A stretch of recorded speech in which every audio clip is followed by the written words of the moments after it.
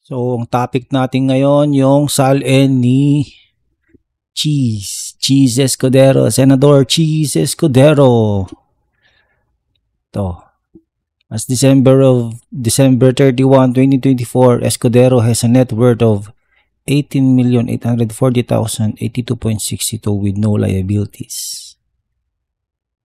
Grabe, no? He declared real properties which were acquired by succession as well as various personal properties with an acquisition cost of 18.84 billion. Iniwala kayo, 18 million lang pera niyan. Nakita niyo yung lifestyle niya, di ba? Yung lifestyle ng asawa niya. Parang unrealistic naman yung 18 million. Ano yung mga sasakyan nila? Magkano yung sasakyan nila? Million, di ba? Isang sasakyan, di lang naman 1 billion. Eh yung Sing-Sing, regalo niya, di ba? 50 million plus, something like that. 54 or something. It's 18 million. Di naman tayo tanga, no? Maniniwala. Nung sinulat niya tong yung salin niya, hindi ba niya naisip na parang kaya questionable kaya to pag itong linagay ko sa salin ko. Hindi kaya sila magtaka na 18 million lang. Ewan ko sa inyo may maniniwala pa dito. Tapos prino-project niya yung sarili niya, napakalinis. Ito na naman, ito. Itong klase na projection niya na malinis siya. So yun ang ipamukha sa tao na hindi siya corrupt. Pero sobra naman, para namang santo to. Yung salin niya parang yung normal lang na nagtatrabaho sa na government employee na kapag ipon-ipon na medyo mataas-taas ang posisyon, di ba? Pero senador ka, bro. 18 million, asawa mo si Heart Evangelista, Heart. Tapos 18 million. Paano siya mine-maintain? How?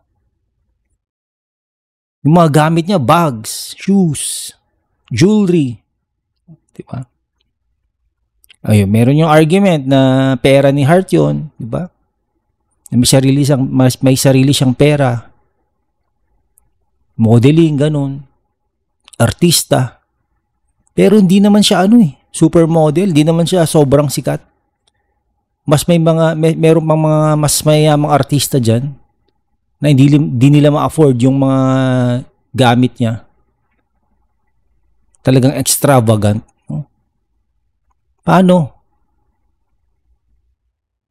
Kahit na sabihin mo na 100 billion yung lagay niya, 100 million or 200 million, alam ka naman bibili ka ng worth 50 million na Sing-Sing. E di wala na, laki ng kaltas ng assets mo. 18 million. Magkano yung bahay mo? Isa lang ba yung bahay mo? Di ba? Kung masyado kang nagmamalinis, sobrahan mo, sumisingaw. Mas okay pag yung talagang kita mo yung ka talaga, hindi yung magmamalinis ka palagi. Nagiging plastic eh. Diba? Pag nagmamalinis ka palagi, napupudpud. Nakikita yung talaga yung kulay. Ewan. Alam mo si Cheese, nung mga bata-bata pa siya, idol ko to eh. Parang mabait to, ganun. Simple lang. Tapos as medyo tumatagal-tagal na, lumalabas na yung niya, masyado na siyang, alam mo yung pilit yung pagkabait niya, pilit yung yun yung masyado niyang pinipilit yung sarili niya, hindi siya corrupt, pangit yung ganun. Bro, dapat natural na ka. Natural na mabait ka, dapat hindi mo pinipilit. Kasi nagmumukha kang fake. Ito, 18 million? Salin mo 18 million? Asawa mo si Heart? Yung maintenance niya. Taas ng maintenance niyan. Diyos ko.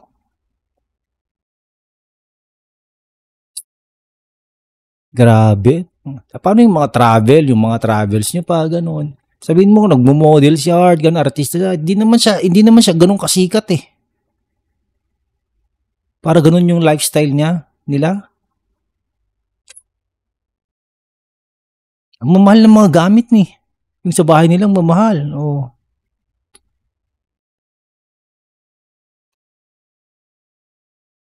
Grabe.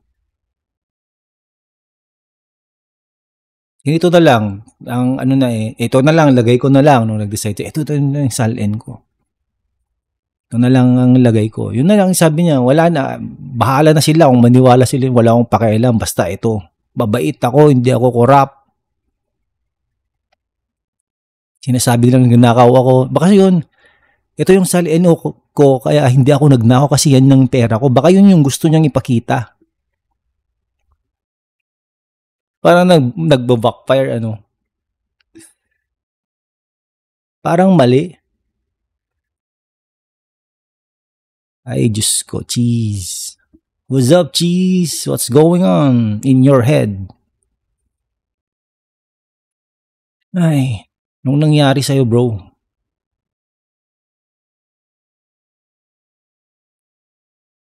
Okay ka sana eh. Okay ka sana na noon yung talagang just to be true to yourself. Kasi matalino ka naman talaga. Pero sa iba na punta yung talino mo, no? Siguro mga ginagawa mo yan kasi hirap i-maintain yung marriage mo or something. Kasi dumaan ka rin sa, may pinagdaanan ka din. Ayaw mo nang mangyari ulit. So you're doing anything. Kaya, you need to maintain your reputation. Di ba?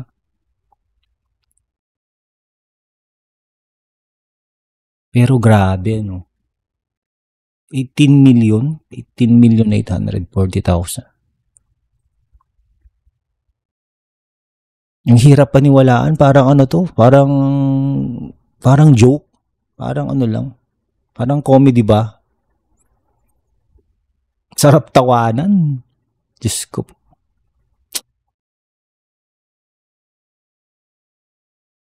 Parang average lang yung lifestyle nila, ganun, parang average Pero hindi naman eh, kitang-kita nyo naman.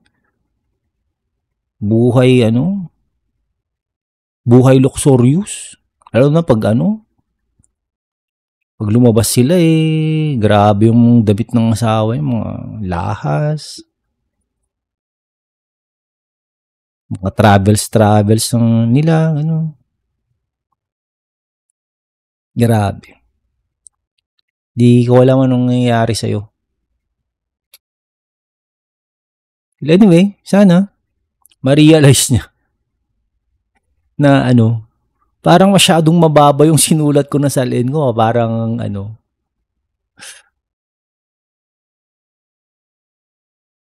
ay nako. 18 million, Cheese Escudero. Tapos ganun yung lifestyle ninyo.